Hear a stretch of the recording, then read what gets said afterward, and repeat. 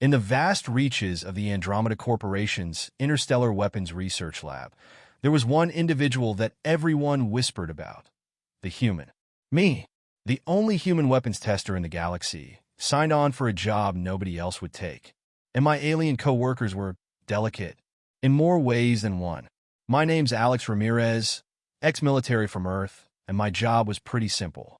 Show up at work, test new weapons, and deliver my feedback. My employers, the Andromeda Corporation, were pioneers in weapons tech, and their alien engineers were geniuses in energy manipulation, plasma kinetics, and a dozen other things Earth scientists couldn't even spell. The only problem? None of them had the faintest idea what actual combat was like.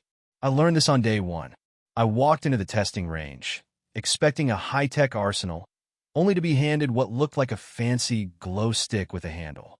My supervisor, a 6-foot-tall alien named Jarazil, proudly explained it was a plasma saber Mark V. It uses self-sustaining photonic waves. Jarazil chirped, antennae twitching in pride. Isn't it frightening? I switched it on.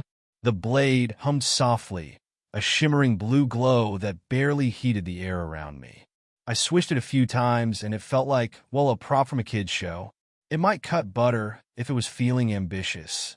It's fine, I guess? I said diplomatically. Maybe make it stronger? Jarazil's blue skin flushed a pale purple, the alien equivalent of fainting. I'd soon learn. Stronger?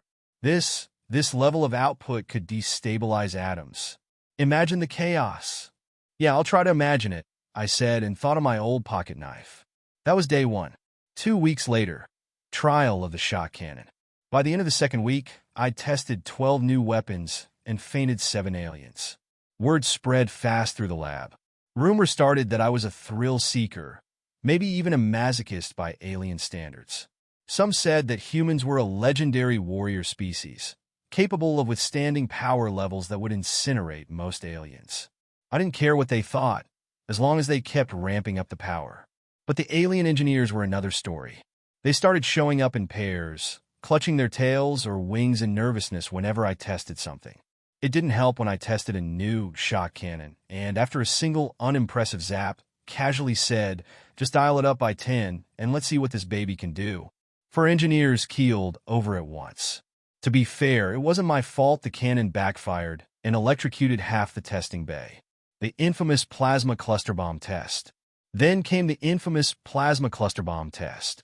Jarazil, always pushing for something with a bit of oomph after my feedback, came to me with a new prototype one morning. This time, the whole lab was watching, braced for what they surely thought would be a cataclysm. Jarazil held the gleaming device in his trembling hands. This human is the plasma cluster bomb. It's the most volatile thing we've ever made. The energy output is almost incomprehensible by galactic standards. Neat, I said, but does it have like a bigger setting? The resulting gasps could have powered a small city. A few aliens actually swooned. Jarazil looked at me with wide, horrified eyes. You mean stronger? Yeah, for maximum impact, I clarified. Before I could even start the test, half the lab had passed out. The bomb was impressive, though. It lit up the range with an explosion, so bright it left spots in my vision for 10 minutes. When the smoke cleared, I looked around the lab and saw aliens sprawled across the floor, twitching or simply lying still.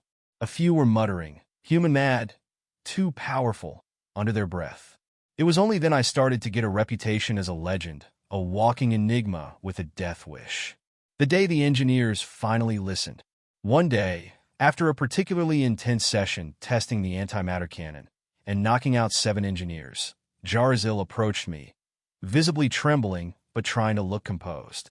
Human, he said, we have taken your advice seriously. We've developed something we think might meet your standards. The lab had a new tension in the air. I followed Jarazil into a secure chamber where 2 new engineers, their mandibles chattering, were clutching a massive weapon that looked like a cannon crossed with a black hole. It's an experimental weapon, Jarazil said, eyeing me with apprehension. The singularity disruptor. This could destroy planets if not handled properly. We don't know what it will do to the facility. They held their breaths. I could see a dozen sets of eyes, some with pupils, some without, locked on me in silent horror. I took the weapon. It was heavy, with a strange, almost malevolent energy coursing through it. I aimed it down the testing range, feeling a thrill as the power surged through my hands. "So, this is the maximum setting, right?" One of the engineers whispered. "What kind of creature is he?" Jarazil's I twitched. "Human, please don't say it." But I couldn't help it. "Is there any way to make it stronger?" For aliens collapsed on the spot, their nerve membranes fried from sheer anxiety. And Jarazil, the last one standing, let out a deep sigh and finally fainted. So there I was, the only creature in the room with the nerve to pull the trigger. With a grin, I pressed the button, and the room filled with an explosion so bright and wild that it looked like a supernova. When the light faded, I could see the walls of the test range scorched, leaving behind nothing but scorched metal and smoking debris. For a moment, there was nothing but the sound of my own breathing. Then I glanced back at the engineers, lying scattered across the lab floor. I wondered if maybe, just maybe, I should tone down my feedback a bit. But hey, it's not my fault they keep fainting every time I suggest making the weapons actually useful. As I put down the smoking singularity disruptor, I could already hear new footsteps down the hall. More aliens, curious and wary, undoubtedly coming to see what new destruction the legendary human had wrought this time. I straightened my shoulders and, with a grin, prepared my most infamous line. "Do you think it could go a little stronger?"